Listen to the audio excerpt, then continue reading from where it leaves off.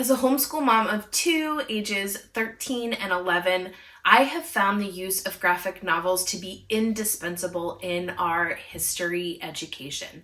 But really, these graphic novels are not necessarily just for homeschoolers or even just for kids. So I wanted to share what our favorites are, that we use the most, and that we will keep forever. So before I begin sharing the books, I did just want to share a little bit on how we use them. And so we use regular curriculum. Sometimes it is a boxed curriculum. Sometimes it is mostly with reading. We sit down together and read some books together, and other books I assign to my kids to read. But one thing that I have found is that graphic novels have a way of taking very complex concepts and language and events and making them more concise and more understandable and really more engaging and fun. And so this is a way that I can ask my kids to read about certain events in history and know that they are going to come away and at least understands the concept, so that when we sit down and talk about it, they have a frame of reference of what happened. It develops a lot of questions and exposure to viewpoints that maybe they wouldn't have gotten in a standard box curriculum. And so these can be supplemented with whatever process you're using for history education. And that is one of the reasons why I love them so much. So the first set of books that I want to share are our top favorites, and that is the Nathan Hale series. So we have World War I, we have World War II, we have the Civil War, we have the Underground Railroad, we have the Revolutionary War. Because a lot of these books are surrounding war, there are trigger warnings that are posted on the back. So these books are not meant for your early and elementary, but my 11-year-old, I think, has been reading them for a year or two. So I would say at least 9. It does have, a lot of war themes in it and violence. It's a very accurate depiction of what happens. And I think one of the things that I love the most about it is the artwork is very understated, and so it's just very neutral colored. I think the first one was this one. It came out in 2012.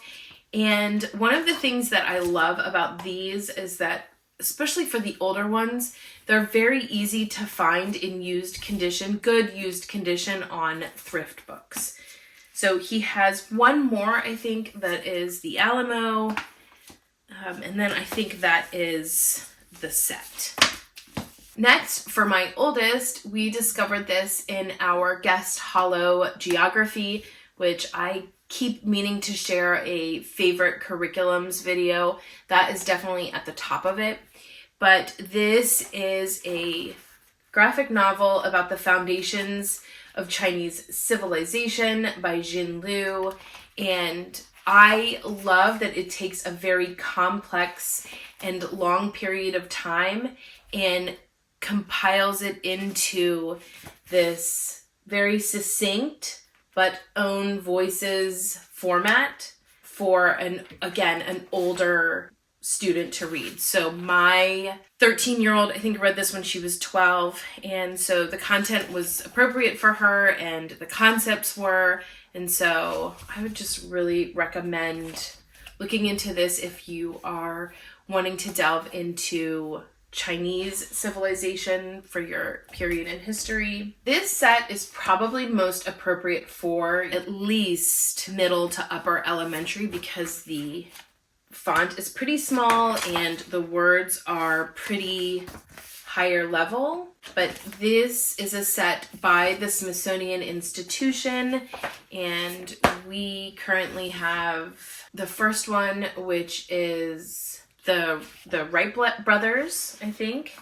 And then the second one is, I think, like paleontology.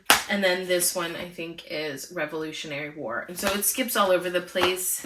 It does have a much brighter color scheme, small font. Again, higher lexicon value of the language. But these, my 11-year-old blew through when he got these as a gift. And he's always said if we ever find more of these used, he would love to read them as well. Next, for your Greek mythology, we have the Iliad and the Odyssey. And this is illustrated by Gareth Hines. I will say there are some scandalous pictures in here. So I got this as a used version, and the person before me took it upon themselves to like glue over top of anything that they thought was scandalous as far as body parts showing. So there's more in here. That is definitely something to beware of. In this Gareth Hines version is that there is a little bit of, the Odyssey is scandalous. The artwork depicts that. So, and there also is violence depicted in this, especially like with the Cyclops. And so this is definitely your older middle school students, but I would think a book this thick about Greek mythology would be in that age anyway. So, but certainly was a great way for my kids to synthesize a pretty complex story and understand how things came to be. And so, for instance, with the Iliad, there's a lot of words and explanation in it. And then also, again, violence and scandal. You can definitely find the Odyssey used. As I mentioned, ours is used. This, I think, is a newer book that has just recently come out, and so this might be harder to find used. But these are two that we used this year for an ancient history, and my kids really loved them and understand what the two original stories are based on. So another author that we gravitate towards is Marsha Williams. Not all of her books are in this format. We have a Shakespeare version that is a lot more text than this, but we have read the Don Quixote one, and then there is Chaucer's Canterbury Tales. And again, it's just a really great way to take a complex story with complex language and make it accessible to anyone of any age. And so this does not come with any warnings like the other, like the Nathan Hale one and the Gareth Hines versions do. This is just your sort of simple version of the Clerk's Tale and the Nun's Priest's Tale, the story of Chanticleer. All of those are in here, and she breaks it out as well. So she has a couple different books that are in this format, and if you can find them used, I would really recommend including them in your history curriculum.